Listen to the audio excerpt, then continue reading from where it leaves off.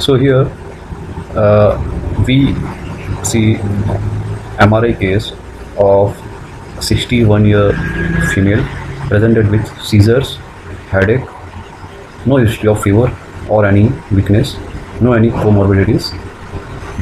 We perform MRI scan, flare images. We can see here annual defined, slightly expansile, slightly hyperintense, slightly heterogeneous lesion involving the temporal lobe. So it is an intraaxial lesion.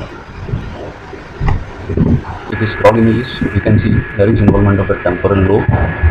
There is some hyperintensity in the parahippocampal gyrus lateral aspects, particularly the parenchyma is showing involvement. We are not sure whether the lesion is this entire thing or there is lesion with perifocal edema. It is very difficult from this image because we have done this image. This is first MRI.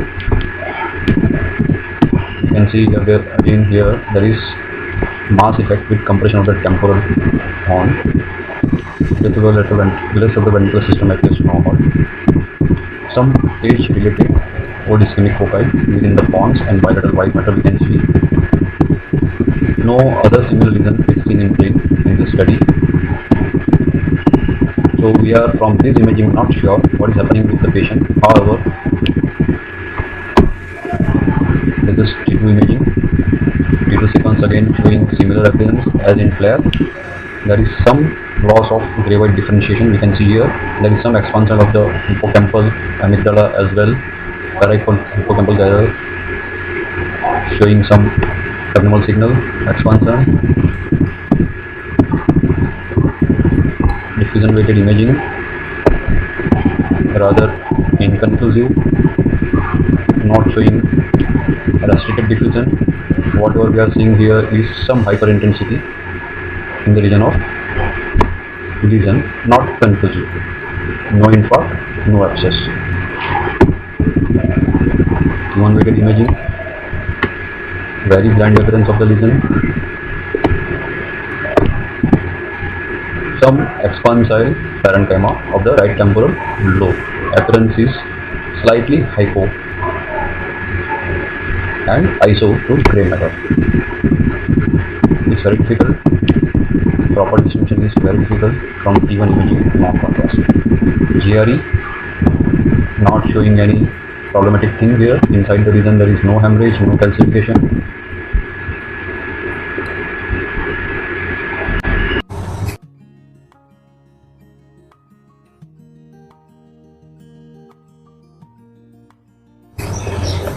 So in this case what we can see, this is patient, female, 62-year female, presented with convulsions, headache and no history of fever or any weakness, no any significant comorbidities. This is MRI images, flare sequence. We can see there is annual defined lesion involving the right temporal lobe. The lesion is purely intraaxial, heterogeneously hyperintense appearance, expanded parenchyma, so lesion is expansile, causing some indentation over the midbrain with effacement of the perimesencephalic system. Here, exact demarcation between the lesion and adjacent edema is difficult. We are scrolling the image. We can see here the lesion involving the medial temporal lobe, involving the hippocampus here. That is compression of the right lateral ventricular temporal horn. Here there is some perifocal, some paralysis edema, again showing hyperintense signal. Lateral also we can see edema. Here compression of the atrium of the right lateral ventricle. There is some midline shift 2 to 3 mm on contralateral side, as well as there is some compression over the third ventricle as well. No significant obstructive hyperplus at present. No other lesion. We can see as per age some old ischemic changes here in white matter bilaterally. This is another sequence, diffusion weighted imaging. Here we can see some patchy inhomogeneous right areas. However, inconclusive. There is no any bright necrotic focus where we can suggest to be abscess. So there is no such finding here in this case to suggest abscess. Another sequence, T2 weighted imaging. The lesion appears mostly solid with heterogeneous appearance here, and edema is now bit separately visible from the lesion. Expansion, some necrotic areas, some edema, perifocal.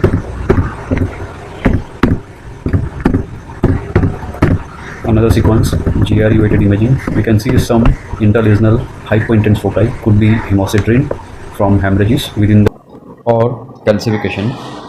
This is T1 weighted images without contrast. We can see again heterogeneous appearance of the lesion, some necrotic areas, some hyperintense signal also within the lesion. Now this is contrast enhanced SPGR 3D imaging given gadolinium IV contrast. We can see the lesion is well demarcated here with moderately enhancing margins as well as internal areas with partially overly enhancing or necrotic areas within the lesion as well.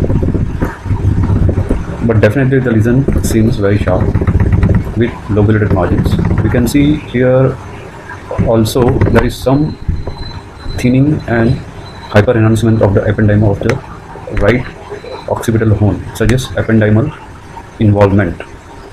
Perifocal edema does not show enhancement here. No other lesion is visible in this imaging. Lesion can be seen to minimally involve lateral aspect of the right cavernous sinus as well. Here we can see some atrophy of the right optic nerve with hyper enhancement of the optic sheath. We can compare it with the contralateral left optic nerve sheath complex, smooth, normal appearing optic nerve and its sheath.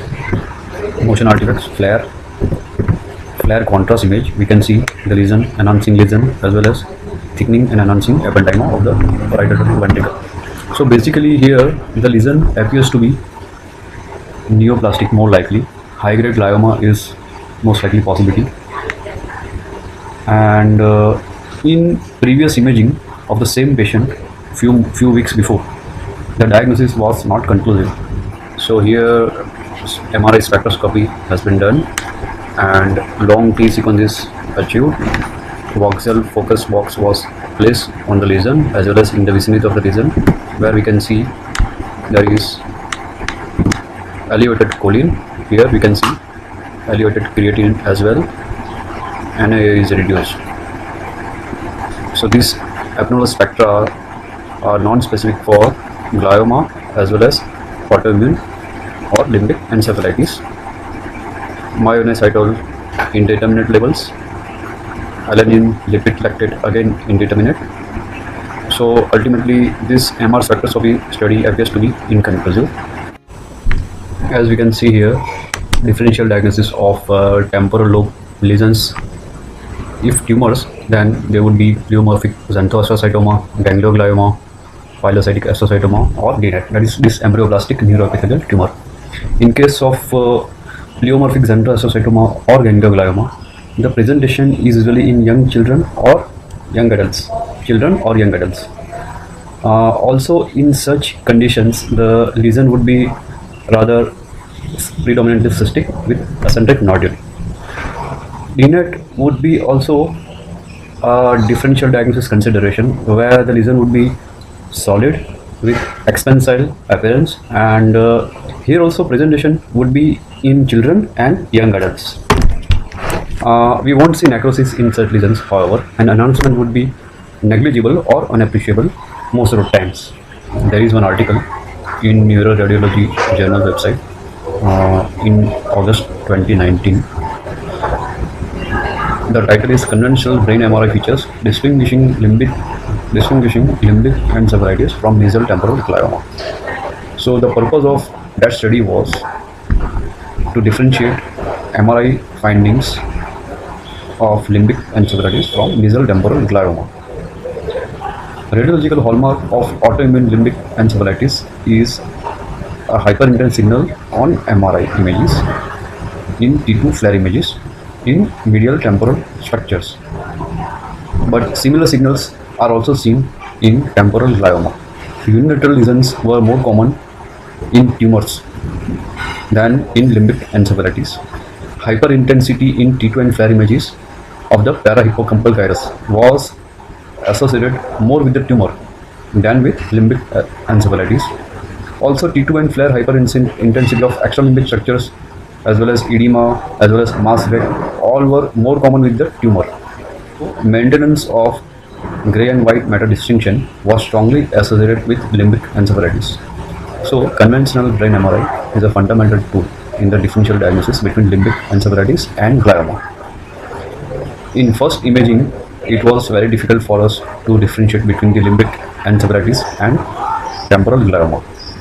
Of course, there were some helpful tools, and if we consider this article as a reference, the lesion was unilateral. There was some expansion of the cortex to be related to temporal glioma, but with certainty to rule out limbic encephalitis was difficult. Of course, in such cases, laboratory investigations, some clinical spectrum will help. But when patient again came for the follow-up MRI study, the picture was very clear. The lesion was seen as a very well demarcated lesion, hyperenhancing necrotic areas. So, in follow-up presentation on MRI, the lesion was very suggestive of neoplastic lesion, high-grade glioma.